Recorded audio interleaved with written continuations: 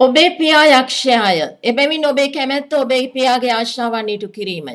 මුල සිටම ඔහු මිනීමරුවෙකි. සත්‍ය ඔහු තුළ පිහිටා නැති බැවින් ඔහු සත්‍යයෙහි නොපිහිටියේය. ඔහු බොරු කියන කල ඔහුගේ නියම ගතියෙන්ම කතා කරයි. මන්ද ඔහු බොරුකාරයෙකි. ඔහු බොරුවේ පියාය.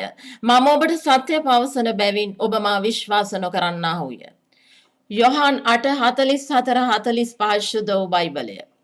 යක්ෂයාට ඊටාම සුදුසු නිවැරදි චරිත සහතිකය ජේසුස් වහන්සේ නිකුත් කළහ. යක්ෂයා ලේ පිපාසිත වූ මිනීමරුවෙක් හා බොරුකාරයෙකු බව උගේ නියෝජිතයන් වූ ත්‍රස්තවාදී වූ මැනවින් ඔප්පු කර ඇත. ඔවුන් නිපදෙන්නේම මරාගෙන මැරෙන්නටය. ඒ දක්වා ලොව පුරා මානව හිමිකම් හා රාජ්‍ය නොවන සංවිධාන මෙන්ම මාධ්‍ය ආයතන මිලදී ගනිමින් බොරුව ව්‍යාප්ත කරනු ලබයි. යක්ෂයාගේ හම්වඩුව ලැබූ මිනිසයන්ද සත්‍ය ප්‍රතික්ෂේප කරන අතර බොරුව විශ්වාස කරති. මැතිවරණ ජයග්‍රහණය කරනුයේද වැඩියෙන්ම බොරු කියූ පාර්ශවය මිස සත්‍ය ප්‍රකාශ කළ පාර්ශවය නොවේ.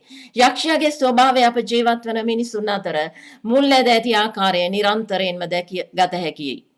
බොරුව විශ්වාස කොට එය සත්‍ය ලෙස පිළිගන්නා මිනිසෙකුට සත්‍ය පාදා දීම සියදි විනාශා ගන්නා තරමටම විනාශකාරීය. බොරුවේ අන්ධභාවයෙන් මිදෙන්නට සත්‍ය දැන ගැනීම අත්‍යවශ්‍ය වේ.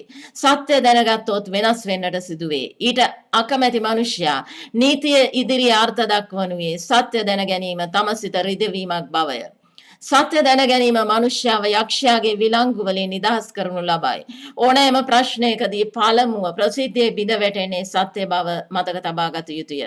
යක්ෂයා පාපන්දුවක් ලෙස මනුෂ්‍යයාට පහර දෙමින් ගෝල වාර්තා කරන්නේ බොරුව නම් පිට්ටනියේදීය.